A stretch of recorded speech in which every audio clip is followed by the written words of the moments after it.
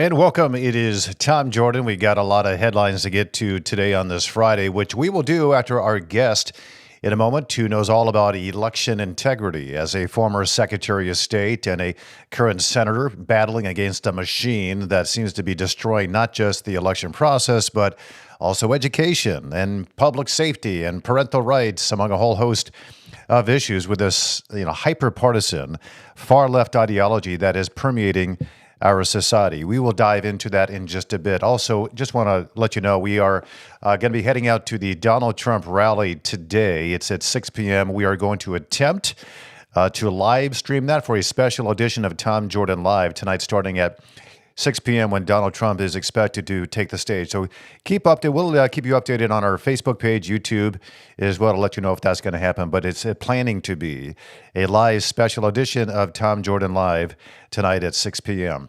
First, a reminder to subscribe to Tom Jordan Live. Share the content to whomever you see fit. Also, I'll be taking your comments and questions later in the program. So just contribute in the comments section here on whatever platform you're viewing us, whether Facebook or YouTube or X. We are watching those comments and questions, and we will have them coming up in a moment. But first, I got to talk about these far-left liberals in the United States who are trying and they are threatening to silence conservatives, if you have noticed, which has turned into like a must-do effort in order to maintain control of their legislatures, their seats in Congress, and their stranglehold on a very powerful bureaucracy, in addition to maintaining their seat in the Oval Office.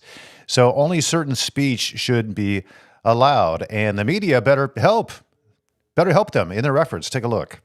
There are Americans who are engaged in this kind of propaganda, and whether they should be civilly or even in some cases criminally charged is something that would be a better deterrence.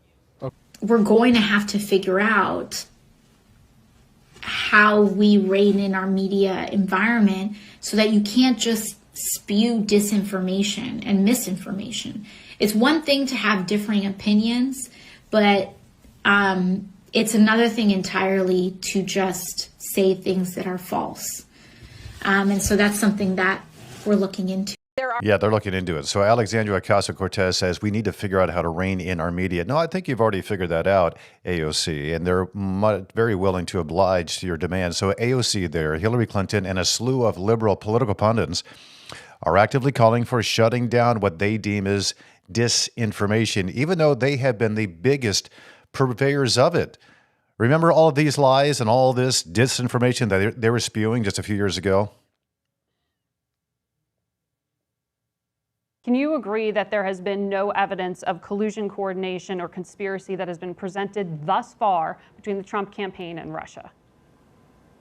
No, I don't agree with that at all. I think there's plenty of evidence of collusion or conspiracy in plain sight. I can tell you that the case is more than that, and I can't go into the particulars, but there is more than circumstantial evidence. I don't want to go into specifics, but I will say that there is evidence that is not circumstantial and is very much worthy of investigation.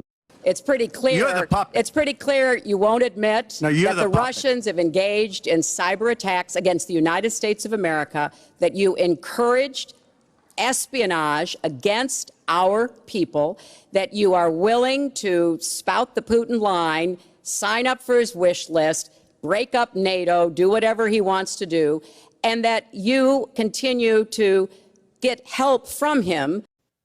All right, so all of that was disinformation. Those were lies. They were not censored. They were not called for being censored either. They were, in fact, encouraged, and maybe rightfully so. I mean, it is free speech. You can say what you would like, but the Democrats pointing fingers at Donald Trump for election denial, they seem to forget about the Hillary Clinton-led Steele dossier, which turned into one of the largest disinformation campaigns in American political history.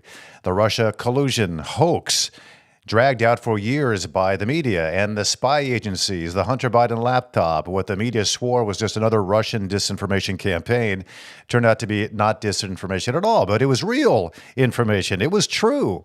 And who's held accountable for spreading that false narrative? Nobody. But now statements like those which undermine the integrity of elections are being considered as criminal, when they are communicated via a Republican. Why is this happening? This is what we're going to get into today, because I think if there's a deep, incessant push to hold onto power and to reshape this country, but their power is at risk if they lose elections, right? And losing elections can come if certain information comes out, so that unflattering information has been reclassified as disinformation, and because it casts doubt on the true intentions, they say it undermines their integrity and thereby poses an existential threat to democracy. See how this works? So in come the Crusaders to identify and then eliminate that threat. So let's hone in on one particular state. That would be the state of Michigan. The Secretary of State there, in partnership with the state's governor and the state's attorney general, they have been putting out warnings, asking for the public's help to identify anyone who tells an untruth. Michigan Attorney General Dana Nessel recently highlighted the need for state government and the media to work together in combating election misinformation. And she said, quote, I think we're going to have to educate the public to only look at trusted sources, is what she says. She also said we have to rely on the press more than ever to correct those falsehoods, and we had to get the public to a place where they understand, don't believe anything you see unless it comes from these verified sources. There's the press, a clerk's office, or it could be the Michigan Department of State. That's it. So only trust the media or the Secretary of State. No one else can be trusted. That's all lies, and we're going to have to go after them for spewing that disinformation. And if you see or hear what we deem to be disinformation, turn those people in. Give us their names. This is what's happening. And by the way, examples of disinformation is that there are any undocumented immigrants who vote or have been given ballots. That's considered now a danger, even though there's ample evidence. 11,000, I think, illegal aliens in Virginia were given, they're on the voter roll in Virginia. There's things happening in New Jersey and Arizona as well, pretty much across the country. All we know is that you're not supposed to talk about it, and all of this happens while so many things are going wrong in this country. Education is slipping, crime is up. Yes, that is true as well. It's not down under this administration. We spent time the other day on this program detailing the disinformation on the subject of crime by the media and the Democrats. Illegal immigration is having a direct impact on the cost of living, on healthcare, on education, on crime, and also on social cohesion. But to the election issue, we have far left secretaries of state who have pledged to be trustworthy and nonpartisan office holders who now actively campaign for Kamala Harris. And they vilify Donald Trump publicly on a regular basis, not to mention Trump's voting bloc, vilifying them as well. Jocelyn Benson is one of them. Michigan's election chief has used her office to create new election rules, which kind of act as laws, which are unconstitutional, that benefit Democrats, and she classifies election challengers as a major threat, and that their intimidations are at crisis levels with no evidence to back that up, none whatsoever. And supporting also new legislation that erodes election integrity. And she ends up being the one who in reality threatens election workers if they don't fall in line. She supports not investing election fraud as a consequence of imbalanced voter rolls compared to actual votes or other unexplained anomalies. But again, calling those things out has now become dangerous business with threats of criminalization for speech they don't like. But c'est la vie, right? Talking about those things is kind of the American way, is the way I look at it. So let's talk about it. Let's do that this morning. And we're going to talk about some ramifications that we seem to see in the state of Michigan. We're going to hone in on there to see how some of this information that we're not allowed to talk about is actually really affecting the state and the citizens who live there. Senator Ruth Johnson is with the state of Michigan. She also happens to be the former Michigan Secretary of State in Michigan as well. Senator, it's so nice to have you with me. Thank you for your time. Appreciate it. Tom, thank you so much. And thank you for getting out the truth. It's so important. We need to decide as citizens ourselves, but we have to have the truth. And I feel like our First Amendment is under attack like crazy.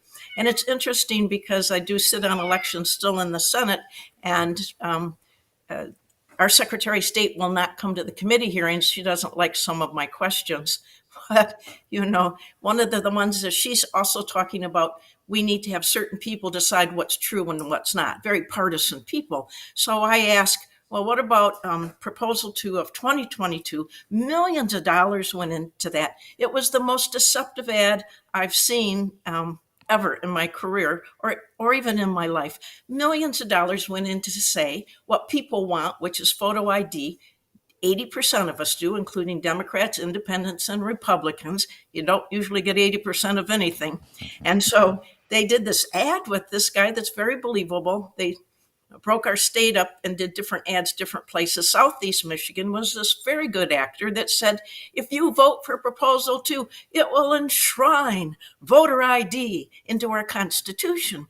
But it's thousands of words. And as you read down, which people don't usually have the opportunity to read, that many words, it says, or no ID at all. So that passed based on 80% of us want that. So they just did their ad to say that.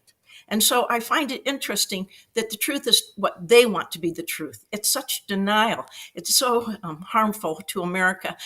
We do have discourse. We do disagree, and we should be able to. That's what has made America great. That makes us different from many other countries that we find very appalling the way they treat people. So this certain group of people think that they know more than the rest of us, but really, we are being pushed away from transparency, checks and balances in our elections. There's never been a time that it's going to be more important for people to know when it's all over, they can feel assured, whether they're mad or not, half of us probably will be, that it was done properly. But it's systematic through these constitutional amendments with millions of dollars to deceive the voters, and they're very well done. In 2018, we had Proposal 3, and you can register without showing ID. And even worse, for decades, for as far back as I can find, before you could vote, we needed to see a warm body once, either when you registered or when you're voted your first time. We no longer have to see a warm body.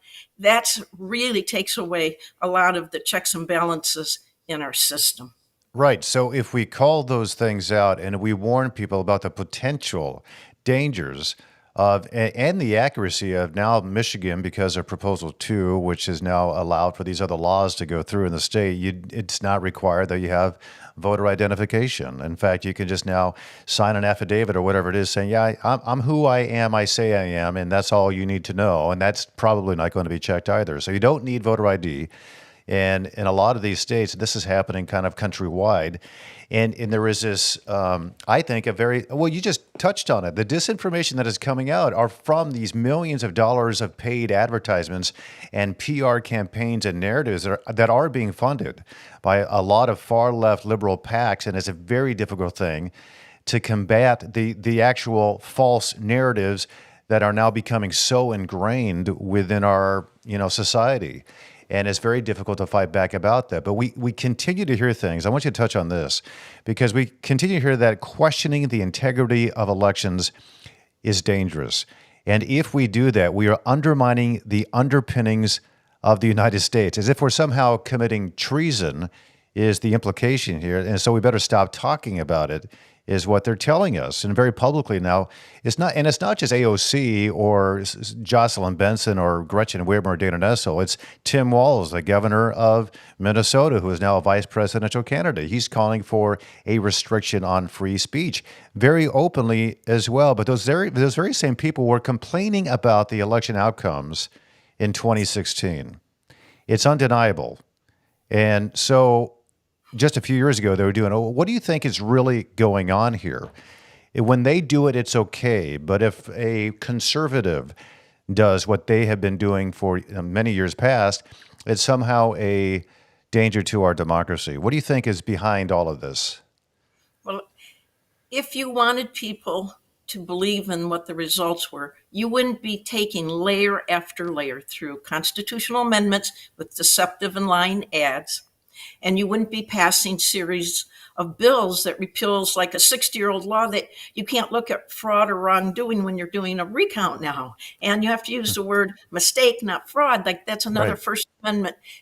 People should be able to say what they want. America is made so that we can have discourse, and it's made us the greatest country in the world. To try to take that away, to try to take our rights away, while you're stripping away the checks and balances and the transparency of elections, just does not make any sense at all. We've given the Secretary of State unilateral power in ways that they should never have. And as a past Secretary of State, you had to go through this bipartisan. It's called JCAR. It's kind of wonky, but the people would know all the rules you're going to make ahead of time, have a chance to comment. The people don't seem to be as important as they used to be, more like pawns, in my opinion. And the rulemaking now can be made unilaterally by the Secretary of State, and she doesn't even follow the laws. The Constitution, she's been found not following those more than all the Secretary of States in my lifetime. She keeps working her way up to a higher court so that she can win. But one of the worst things is, I ran against her, 14 years ago, I guess, when I won. And she said there was nothing more important than signature verification. She went on Beckman's show and said she was going to get software to determine that. And then she changed the administrative rule, which she shouldn't have. She didn't have the right to, that said, in essence, don't compare the signature. That's not important. So when you look at lies, I did ask in committee about, the lie about some of these commercials that they put on. I said, well, if you're looking at lies, are you going to look at that commercial that said it enshrines ID into our Constitution? She goes, oh, no, we're not going to look at that. And she doesn't come to our committee hearings because one of my questions, and I kept getting gavelled down, but I did feel it was my responsibility to get my question out. At the time, we had 104.5% of the eligible electorate registered to vote. As of yesterday, we have 106%. She's been in trouble, had to be taken to court to take off 177,000 names. I mean, it's one thing after another. There's not consistency. And unfortunately, the mainstream media often does not hold her responsible. You can disagree on things, but when you keep lying and keep taking away power and pushing people back so that they don't know what's going on, so they don't have the rules committee, she doesn't follow the law, but she can work her way up. I had 3 attorneys. She wanted 42. Right. Because she wants to find creative ways to skirt the law, and she's done that. You're absolutely right about it. And you mentioned the signature verification. By state law, you have to verify these signatures, and she told her people in the Secretary of State's office and the clerks just assume that they're all correct. And that's how it went through in 2020. And then the Supreme Court overturned that, and that was unconstitutional. But by then it's too late because, the election had already occurred. You can't go back and fix it. There's a lot of weird things going on in your state, in the state of Michigan. And there's this one bill that has been pushed through, I believe, the Senate. And it's Democrat Party-controlled legislature, but there's a Senate bill that allows candidates or these candidates' representatives to enter the polling locations on Election Day and hand out food and drinks to voters from the candidates themselves. And to me, it's like kind of a quid pro quo. It would seem like, hey, listen, here's a sandwich. Remember to vote for me while you're in that booth just a few feet away from us. Why is that now being allowed? And why, the law, as I understand, it means that candidates cannot approach or be inside of a polling location. Maybe there's like 100 yards away, I think is what it is, or something like that. But why is that being allowed? Yeah, it's always been 100 feet away. You can campaign, but a hard line, it's marked. So people do have the time to think and be by themselves to enter that polling location to make sure that how they vote is their vote and what they want. So Senate Bills 401 through 404 that just recently passed the Senate, it just blows that whole thing up. It says people can actually come right into the precinct that aren't voting and give you snacks or tell you whatever. I mean, technically, under this law, I could go in and hand you a hot dog and a hot chocolate as you're walking in the voting booth and say, hi, I'm Ruth Johnson. It's just not right. And the clerk gets to decide who gets to be inside. And most of us, a lot of us vote, in churches and in schools. Not everybody's got a big city. And even though the big city ones, to have all those people in there when you're trying to vote just isn't right. I mean, there was no reason for it. And it started out, well, they should be able to be given a blanket. Well, they can be given a blanket and water and hot dogs, just 100 feet away from the entry door to that precinct. That's gone, and that's not a good law. There's one after another like that that's being just stripped out. And what I don't understand is if you make it so it's easy to manipulate data or to cheat or to legally cheat, I'll call it, if you have one side that does it, there'll be people on the other side that do it, right? It hurts both sides of the aisle. It's not one. It turns us into a far different country. I'm an old backpacker. I've been to a lot of countries, and I'm watching us kind of revert back to those countries that I stayed in huts in. Yeah, I know. And we can read the news. And what's terrifying is what's happening in Brazil right now. And I know that the current president there is a far left progressive, and he's radically changing that country and doing things that we're afraid are going to happen here in the United States. And we're seeing maybe the beginnings of that. I want to ask you about this because a lot of these things are done under the guise of compassion, and we need to care about people, like you mentioned, the blankets. So we need to come in there and give them food and water and blankets as if we had this like nanny state that people just can't care for themselves. So the government needs to come in, and we're only doing it because we care about the individuals. But no, that's not necessarily true. We've heard for many, many years about how much these I would say leftist progressives care so deeply about education and the kids of this state. So we need to allow all these different programs and policies to really invest in the public schools to the degree that is necessary to provide them a very strong education. And we've heard about the union power that is dominating the teachers union here in Michigan, and how they just have a foothold over the educational system in the state of Michigan. And yet, after all these years of rhetoric and talking about how much they want to improve and how they have a plan to do that, Michigan ranks in the bottom 10 states for education, and 72% of fourth graders in the state of Michigan cannot read. They're not proficient at reading at the fourth grade level. That is the vast majority of it. And I know that education is very dear to you. What is happening on that front, and why are we failing so miserably in the state of Michigan with so much funding, it seems, going to education in the state? Yeah, I think this is probably one of the most important elections, but our kids are so important for our future of our state and country. Michigan ranks 43rd in the nation right now for fourth grade reading. We've dropped 11 places since 2019, and we're 37th overall according to U.S. News and World Report. So 2/3 of our fourth and eighth graders are not proficient in reading or math. We have one zip code that only 4% of the kids are proficient at reading and math. What a great disservice to those kids and to the community. And here's what the left has done to, I guess, their answer to this is we've eliminated A through F grades for schools. Schools need to be graded. We need to know how they're doing. And we took student growth, how much, some kids come in with very little knowledge. So we're not saying they all have to come to a certain amount. But what we did say is, how much did that teacher bring them up to, towards their grade level? Oh, we got rid of that. We don't want teacher evaluations with that. Right. And we got rid of merit pay. So everything we've done, and I think that's why you can see how we're continuing to slide down. Instead, we give taxpayer money to corporate welfare, hundreds and hundreds of millions of dollars, and it's simply not working. They want an educated workforce. They want low crime and low taxes, and we're like blowing up all of them. So how much longer can we send hundreds of millions of dollars for corporate welfare? It's unsustainable for our state, and it's unfair to our kids.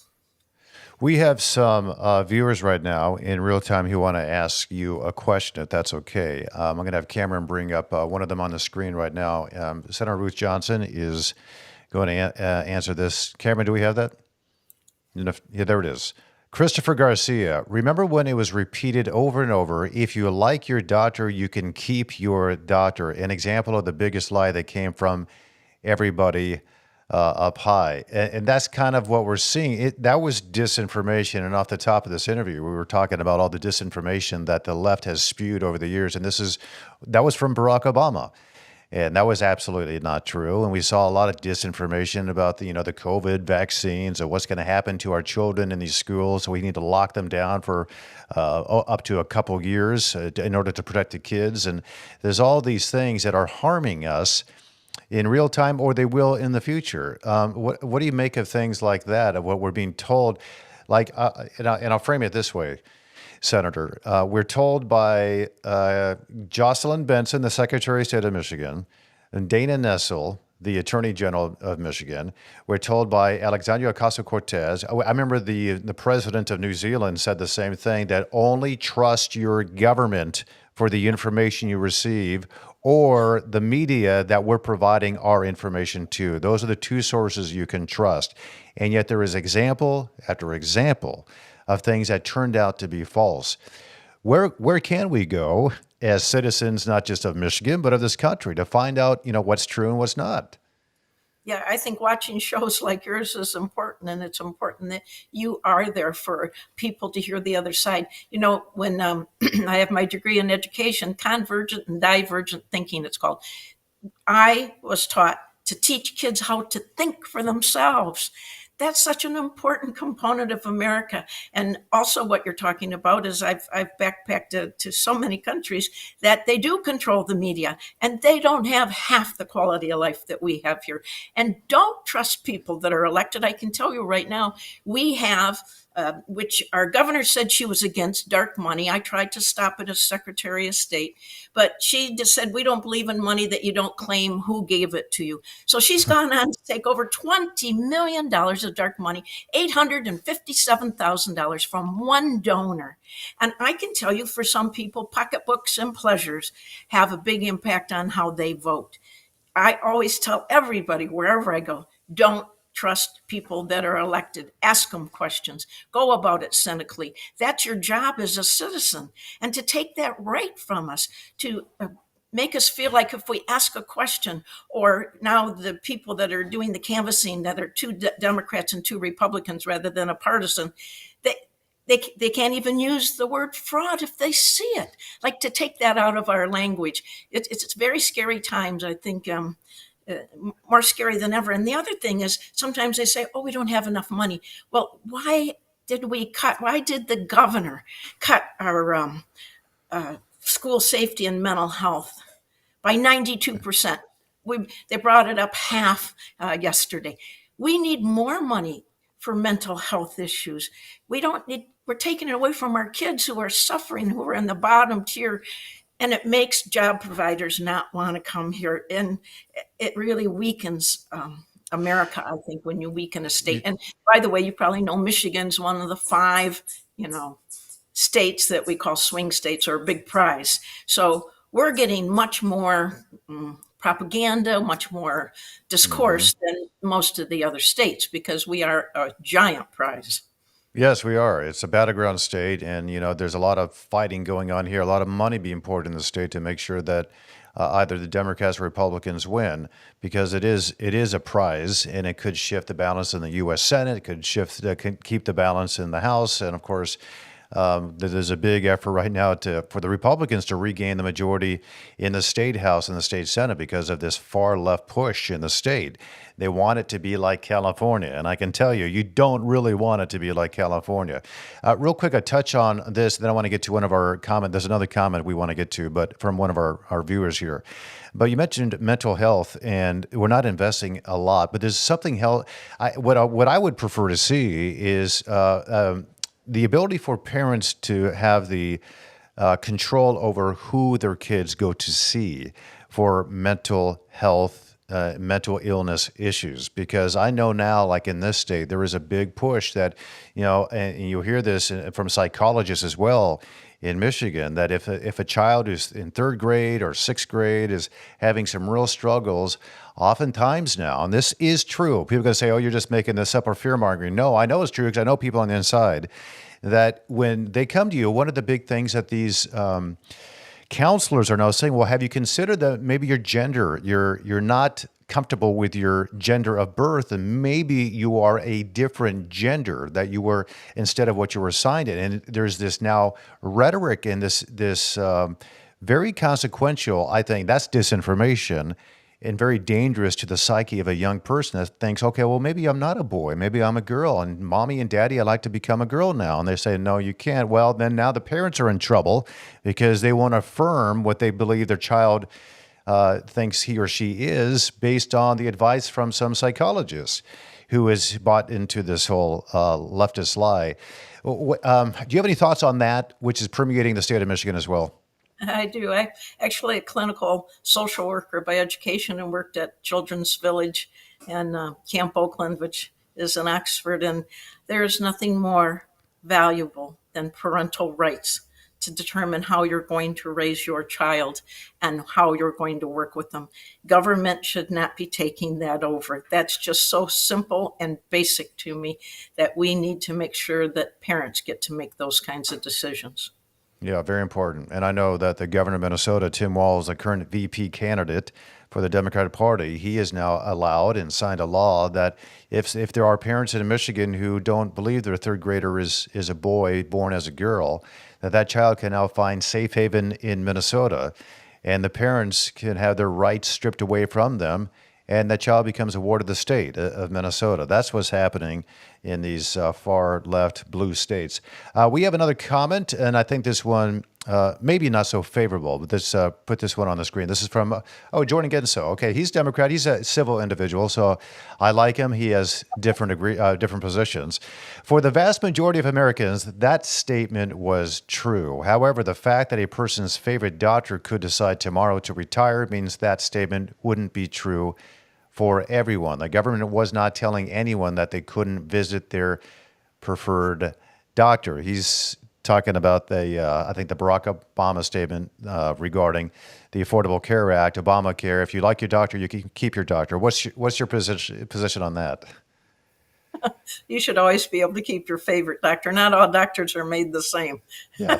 That's for sure. These are very personal. I feel like we're being turned into pawns or chattel as people in America, that there's a big push, that there's this sort of like royalty group and the rest of us are supposed to live a different way, sort of like the minions. And I'm very concerned about that. Personal choice about where you take your kid, where they go to school, and many other issues. I try to become as knowledgeable as I can. I have a 25-year-old. I'm an older mom, and I made some decisions that some people didn't agree with.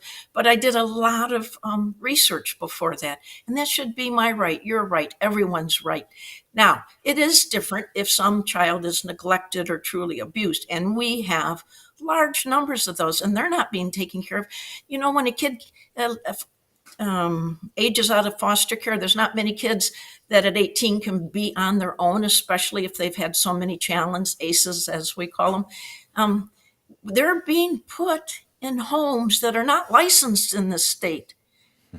They are put in homes that there's drugs, and in drug-infested neighborhoods, they don't have oversight. It's money. People are making money within this group that assigns different homes. And that's the same way with guardians and homes that they're being put in our state. Our rights are being taken away, our liberties. When we do the pledge, it's liberty and justice. It's not when your life's taken away like that. It's not when you're treated like chattel. It's not when they think, well, the citizens just aren't smart enough, so I have to make all the decisions for you. And I can tell you right now, because Michigan is one of the worst states for transparency, we can take money that you will never know who gave Gretchen $20 million. Does that impact her decision making? Absolutely, it does. Of course it does. Yeah, of course it does. And that includes the legislature. And so we had people pass one of these constitutional amendments, but it was mostly smoke and mirrors. People need to hold people that are Yeah. elected more accountable. We need to be transparent. You need to know who does endorse me, who does support me, and who is giving me things. And I had an office holder's account, which is also, you don't have to show it. I put it on every 4 months so people could see, and I only got like $4,000 a year, not a big deal of money. I used it to take photos usually. But I had put that as Secretary of State in the computer as part of the new computer system so that we could all start reporting the money we get. This current Secretary of State, she's been there for 4.5 years, and there's no way she wants that. No way she'll put that. And you can't say it's because we don't have a system that will accept it, because I put that in the bid, and I had it put in 6 years ago. Yeah, it's you mentioned this was proposal one. So we had three proposals in the midterms in 2022. There was 1, 2, and 3.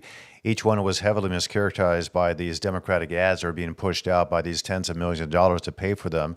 And none of them did what they claimed to be doing. And the proposal 3 was one that allows abortions for all 9 months of pregnancy, and it allows ostensibly for these children to get sex change surgeries without parental approval. They denied that the entirety of their campaigns, but that is the facts, and now these laws are going into place because of this constitutional amendment that allows these demonstrably harmful things to children and to citizens and to individual liberties.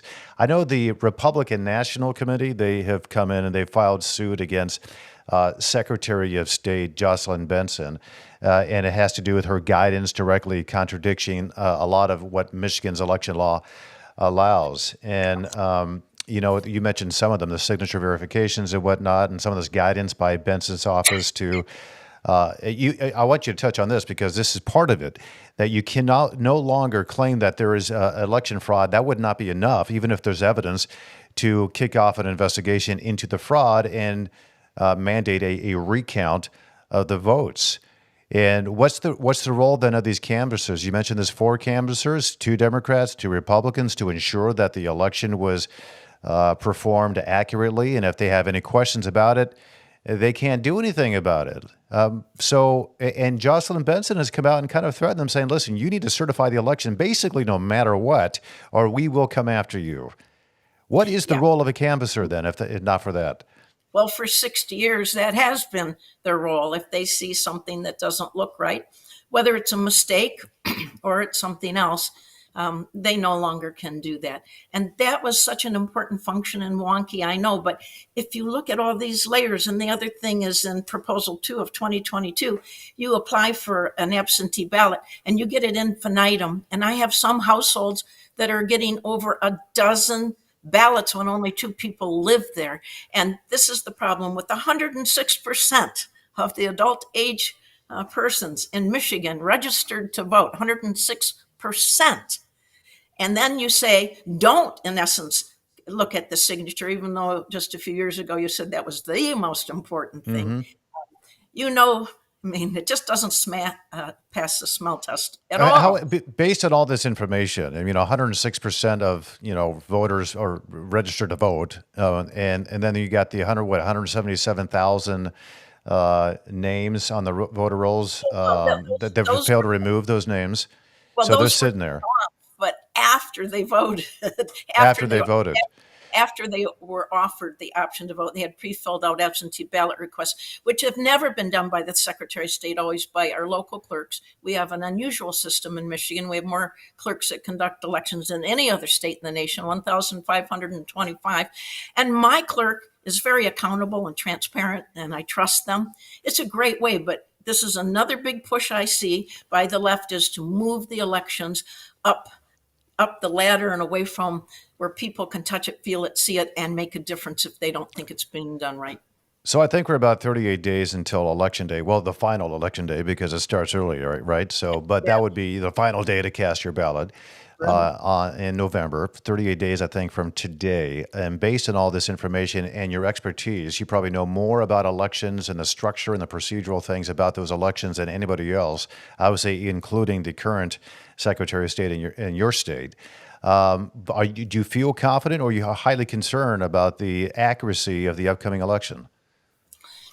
I just don't understand, if you truly want people to believe in the results, why you strip away transparency, citizen participation and checks and balances. That concerns me. No matter which side wins, I think there'll be a lot of grumbling, a lot of people unhappy, and rightfully so. And you should ask your legislator, why did you vote to strip that out? Is it making it easier to vote or easier to game the system or cheat? And, I'm all for making it convenient to vote, but you also have to make it darn hard to cheat, and you have to nail people when they do. And I was Oakland County Clerk for 6 years.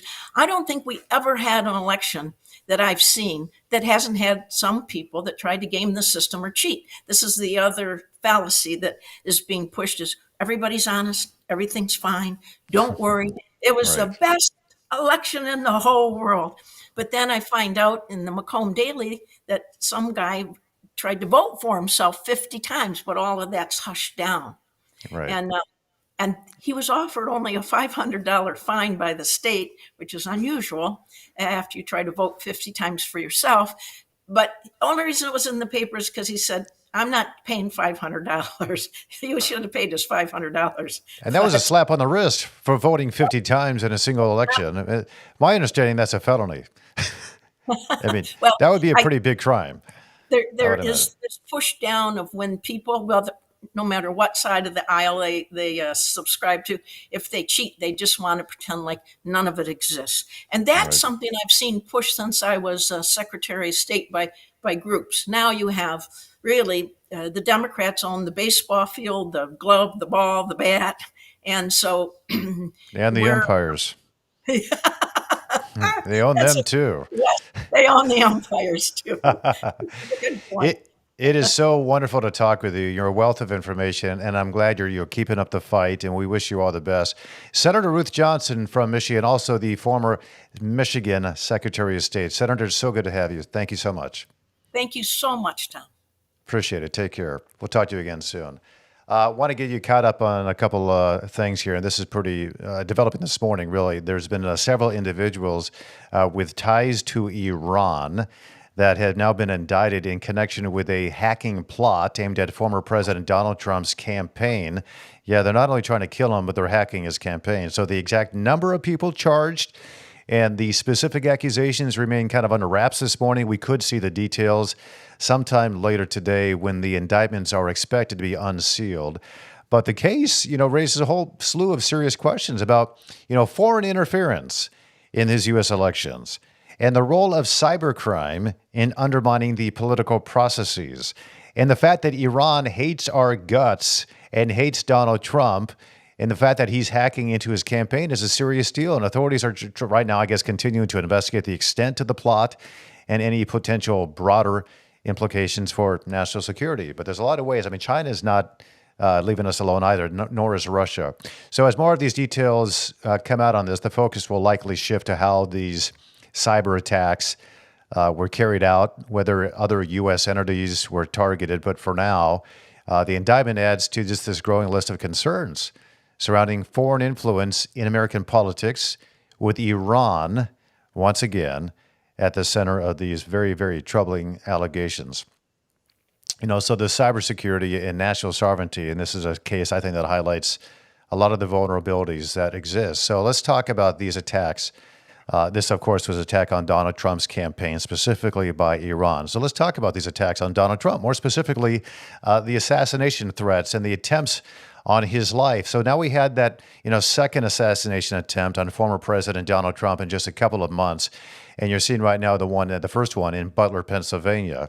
But the rhetoric from Democrats remains as heated as ever. And President Joe Biden and others continue to frame Donald Trump as a threat to democracy, and this narrative that fuels hostility even in the face of, literal violence.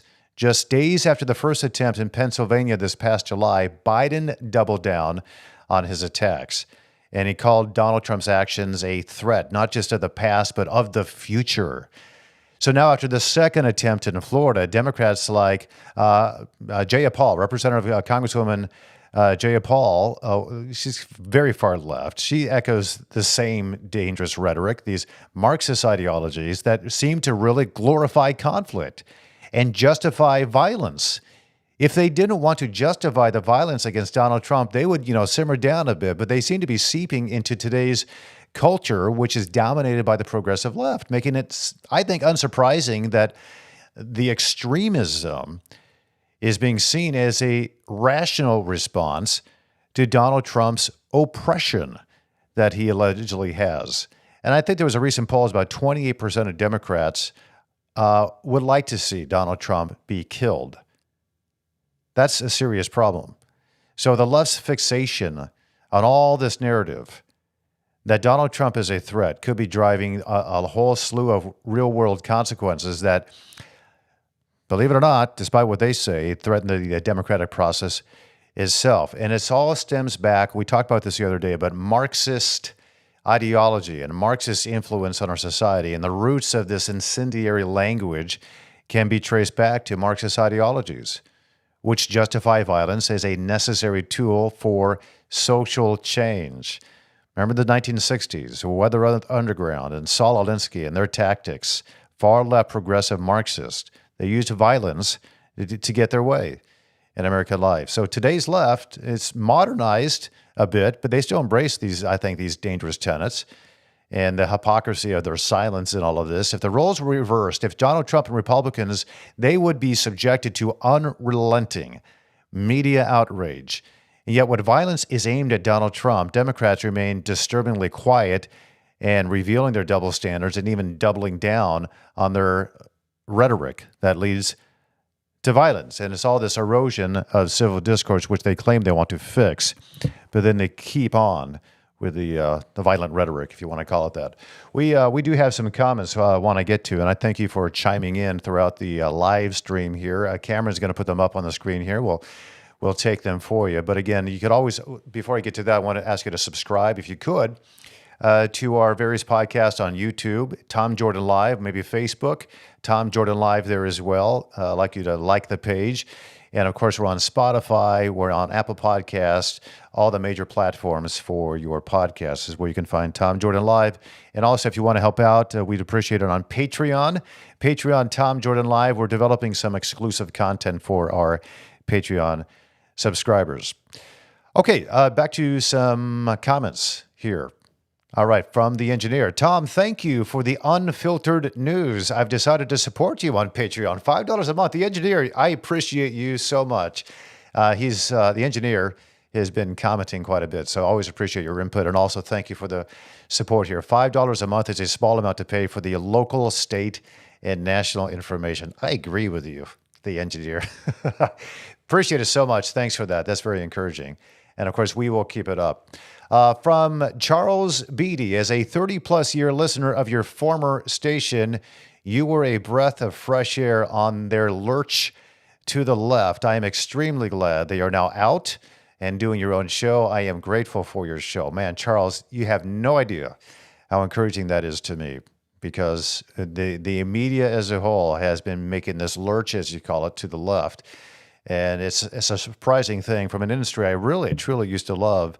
And I'm on the border now. I won't say hate, but what I don't like about the media industry as a whole is this ruse of objectivity when they're clearly not that at all. So we got one. That was the last comment, Cameron. We got one more. That was the last comment. Okay, thanks so much for that. Again, just a reminder to follow us on all the podcast platforms. Facebook, YouTube would be great. Go on Tom Jordan Live, find us, subscribe, click that little notification bell, and that is one of the best ways to support the program as well. All right, we're going to be going to the Donald Trump rally today in Michigan, in Oakland County, in a city called Warren, Michigan. We're going to be out there, got a full day ahead of us as we're getting through the Secret Service and all that. We hope to be able to stream it live tonight for a special edition of Tom Jordan Live at 6 p.m. Could be a couple hours, but you could, of course, find us on all your podcast outlets. But we're going to try to stream it live on Facebook and on YouTube tonight, if it all works out as we hope it will. If not, we will have it for you. We'll put it up after the live event so you can watch it in full from a recorded version of that. All right, have a wonderful day. God bless you. We'll see you next time.